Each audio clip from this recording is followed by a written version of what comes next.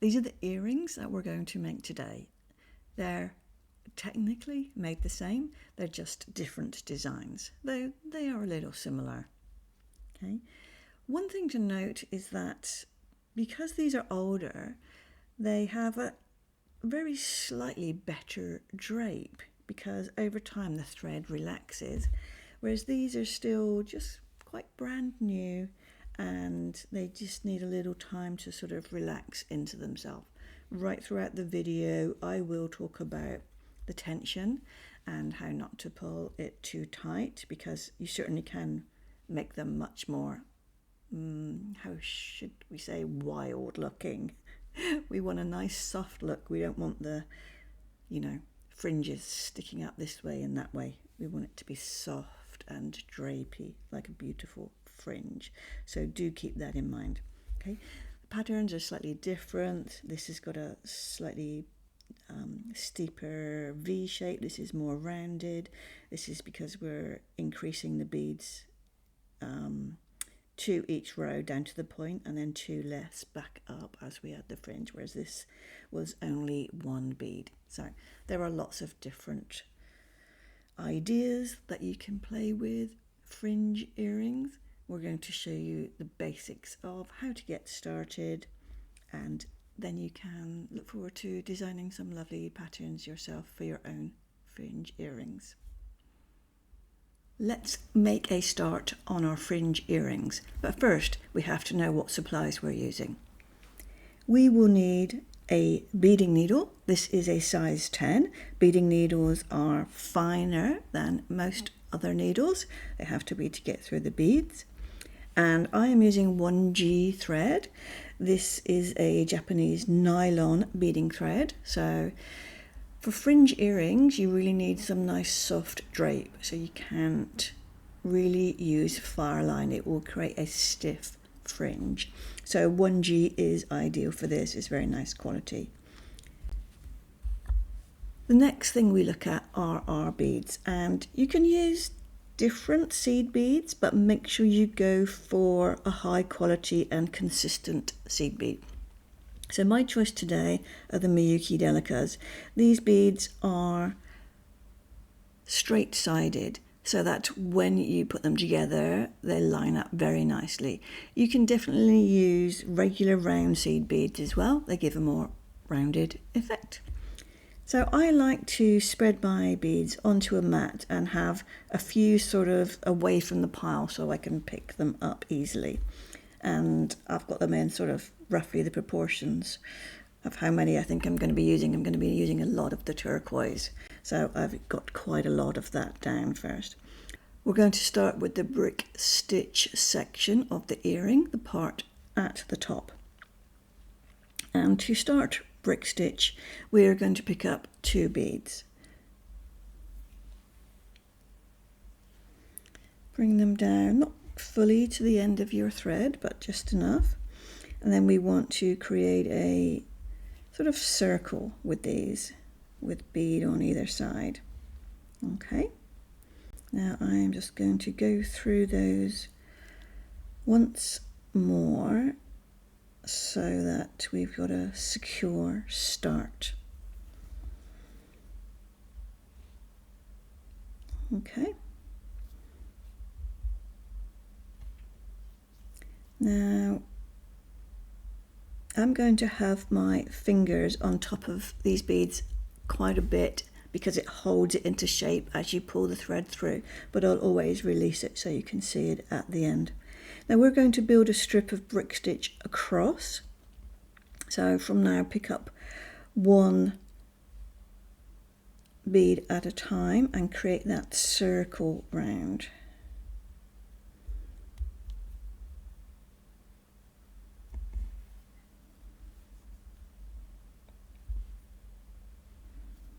And then 1 more.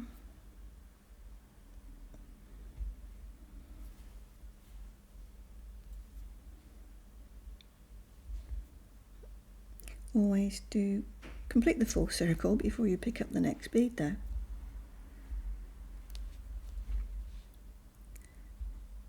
Just try and make sure they're lined up very nicely and evenly like this. and make sure that you're following your pattern.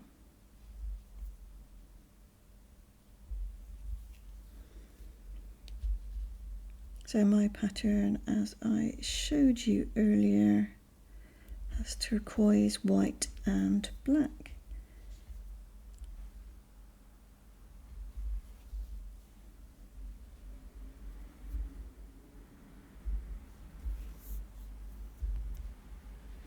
So continue working your way across until you get to the last stitch.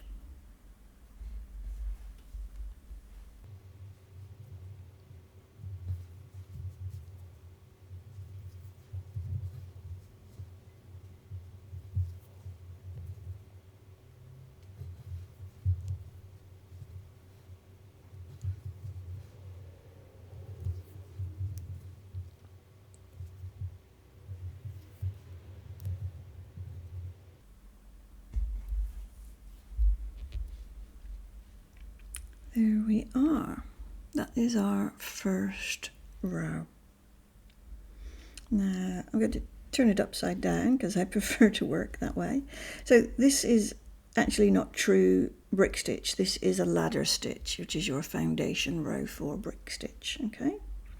So from now we are going to work in that decreasing manner so that we create a triangle. When you are starting a new row of brick stitch, you will need to pick up 2 beads. Now we need to turn it on its side and see these little thread bridges. We're going to go into the second, underneath the second thread bridge. Bring that down. Pass back up through this second bead that you added, pull tight, pass down through the first one,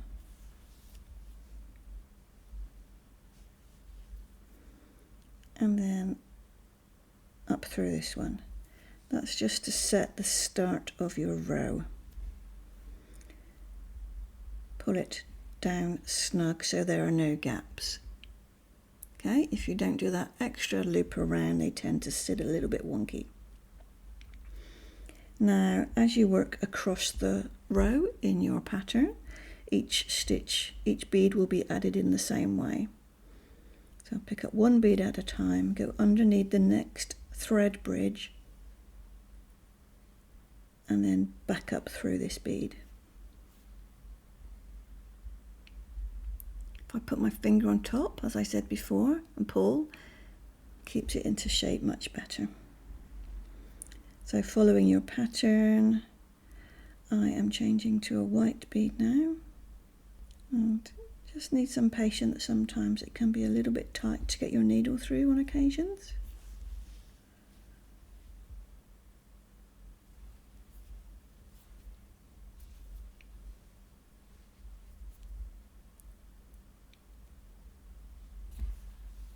So repeat this process.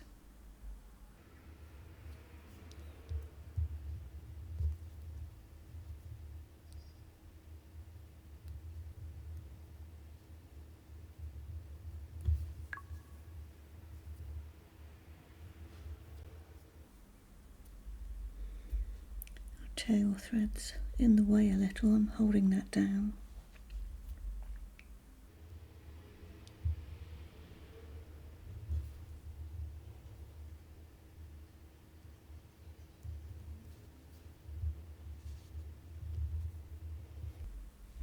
Then we're switching back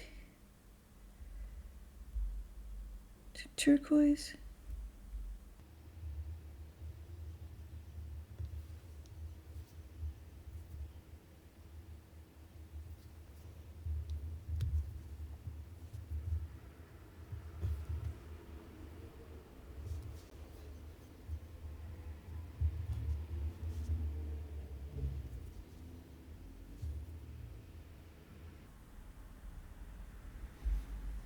Adding our last bead.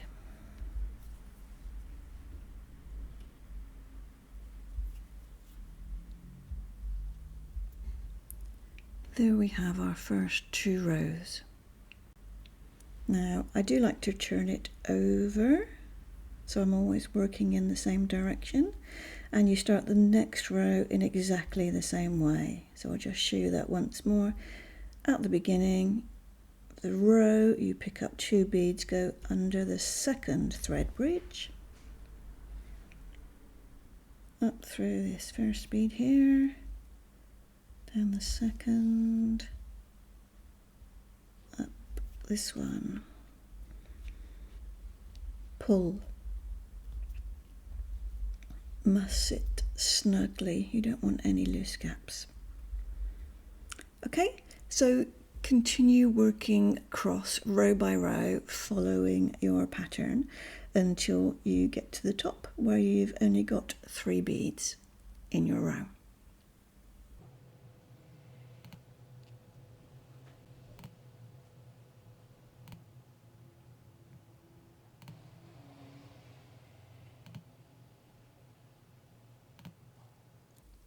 So here we are.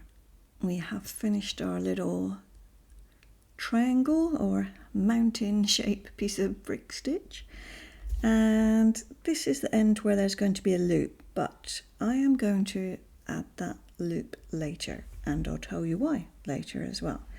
But for now I want to work off of this bottom edge to add the fringe. So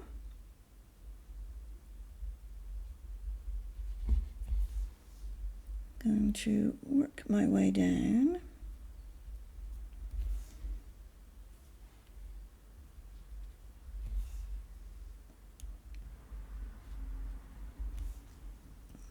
Just need to do a loop up and down to get to the outside edge, because that's where we're going to start, and then we can push the needle with a bit of a wiggle all the way down.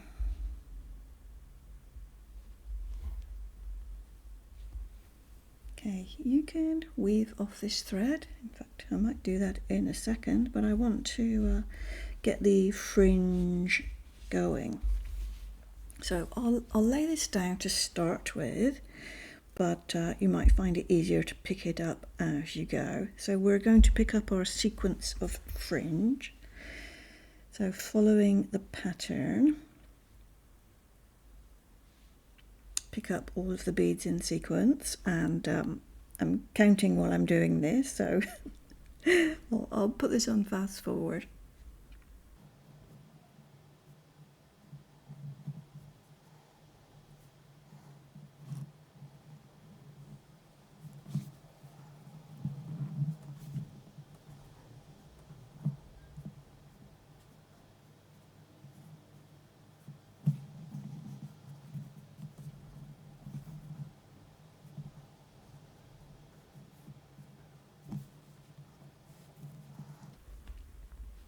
Do double check your sequence of seed beads before you finish, because it's very easy to make a mistake.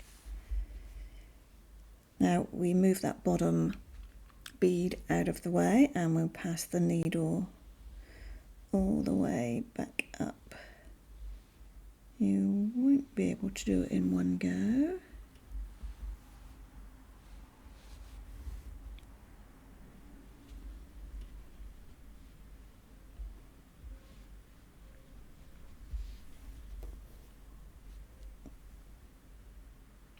And then up into the first bead in the beadwork.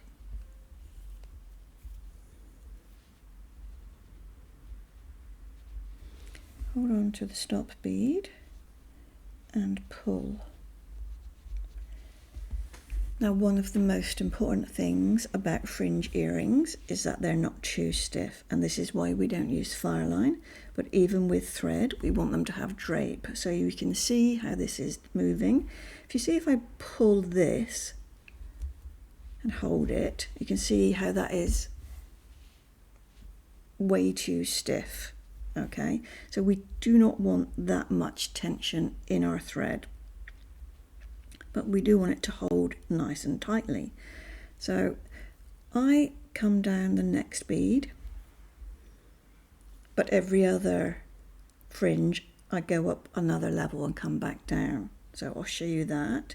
But if you pull it and it's a bit tight, just sort of help it relax a little bit. Okay? You can see it moves if I pull that. So just do be careful. It does take a little bit of practice and experience to get a nice drape to your fringe. Okay. So each fringe is done in exactly the same way. So this is where the concentration part comes in. You just need to work to pick up the right number of beads in the right sequence. So I'm going to do a couple more. When I get to the end of this one, I'll show you how I go up 2 rows and back down. So here we are on fast forward again.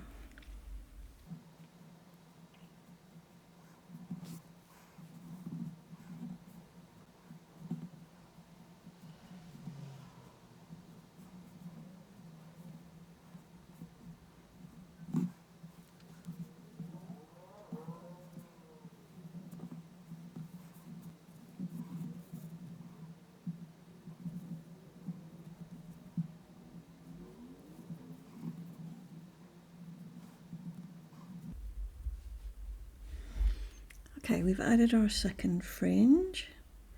They're both, decent drape, but we don't want it too floppy. So to hold it in there, I like to go up another row. And that locks it more in place rather than just going into that bottom row all the time. So you go up one more row and then down through 2 rows. You want to be exiting to add your next fringe.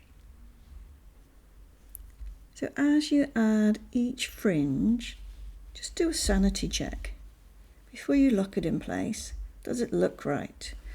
Is it following that graduated sequence that you want, if that's your pattern?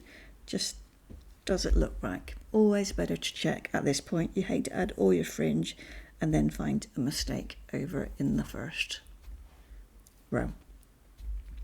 Okay, let's add all of these fringes.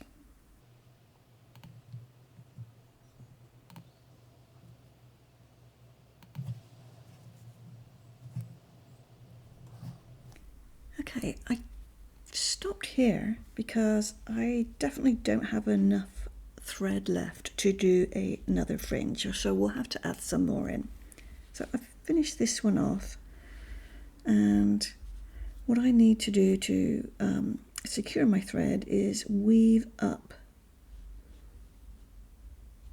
through these beads, making sure to not pull that last one too tight as well.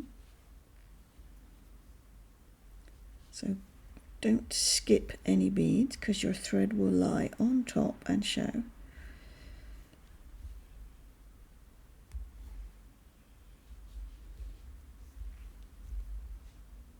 Weave up a few beads and then I'm going to turn around. Turning around is the critical point in securing this. I don't really like to knot my thread because I tend to find it not always easy to bring the knot inside the beadwork. So go back and forth a couple of times. Cut your thread once you have secured it enough, and to start your new thread we're going to do exactly the same. So let's weave in our new thread, maybe start in a different place.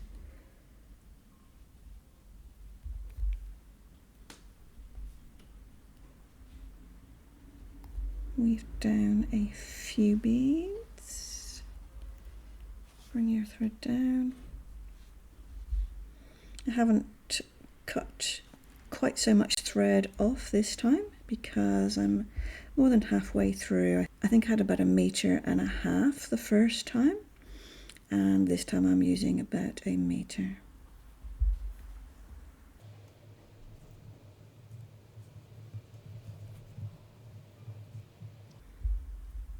So I can already feel that is secure, so I'll weave down to the next point of the fringe.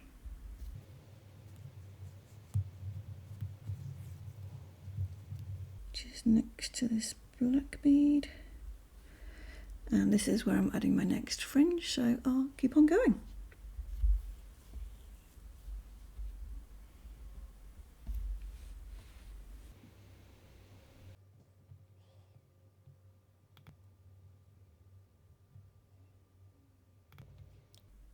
All of our fringe is now added, so take your time doing this. Make sure you're counting all of the beads each time and making sure it looks okay before you start on the next fringe.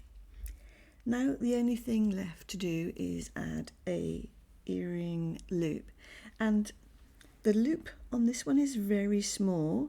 You can open it with pliers because there is a little gap there, but I find that once you've got a loop of beads, trying to open that and get them in is really quite tricky. So I am going to weave this in as I go. Now, that's one reason why I didn't put the loop on early on, because I didn't want it hanging off and catching in my beads. That's why I'm doing it as the last thing. So after I have added my last fringe, I'm going to work my way to the top. I've still got my tail thread. I probably would have had plenty of length in this. I can't see it so blends in with the bead mat. I would have had plenty left with that, but I've got even more left with the thread that I'm still working on. So I'm going to work my way up to the top of this earring.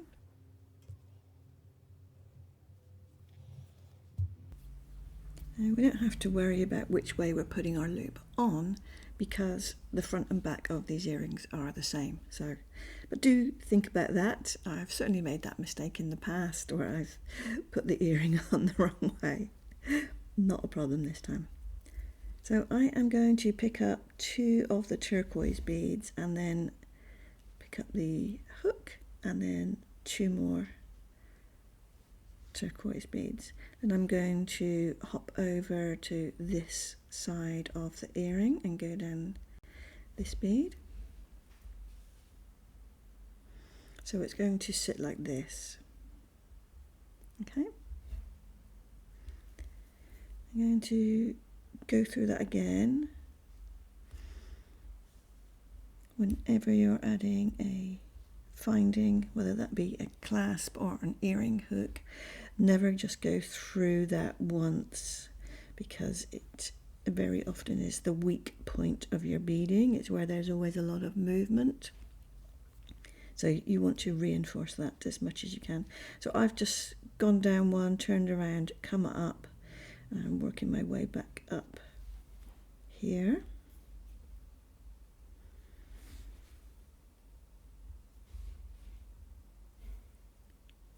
Go through the beads and the hook, down to this side, back into the beadwork. Now I'm going to do the same again. Go down, one more bead, turn around,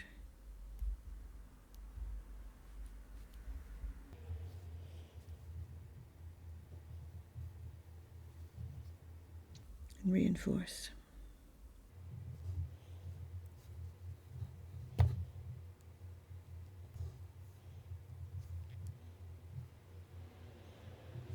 I think I'll do it one more time.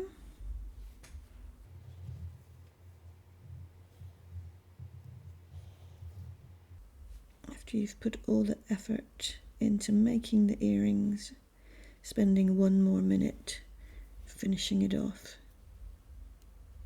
is always worthwhile.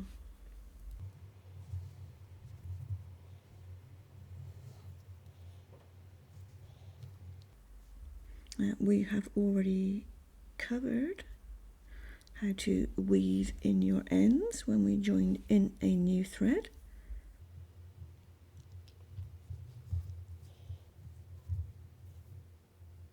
Seem to be having a bad run of luck looping my thread around everything here.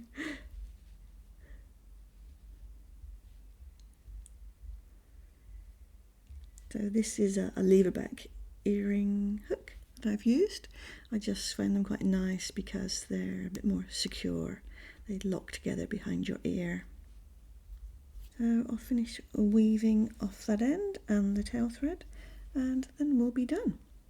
So there's only one more thing to do, and that is to make your second earring. It's really good practice to make a second one, and by the end you'll feel quite accomplished that you've managed to do these fringe earrings. So do look after the fringe. Don't, chuck it in a box with other things on top. Keep them nice and straight, and they will look good for much longer if you look after them like that.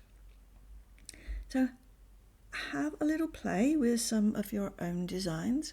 You can easily draw up on a piece of graph paper the brick stitch section separately and then the fringe. I think it always looks nice to sort of have something joining that bridge between the fringe and the brick stitch, but you can play away, choose any colours you want, any designs, repeating patterns, fading patterns, endless ideas that you can make with these designs. Enjoy making your fringe earrings. We've got all of the supplies that you need to make these at Cranberry. Don't forget that we do recommend a thread to make these earrings rather than fireline because you need a nice drape. We stock the 1G in this size and a smaller size. We have these Miyuki Delica beads. We have rounder seed beads as well. And we obviously have the findings and the needles. Everything you need at Cranberry Beads. If you've enjoyed this video, please consider giving me a thumbs up and subscribing. See you in the next video.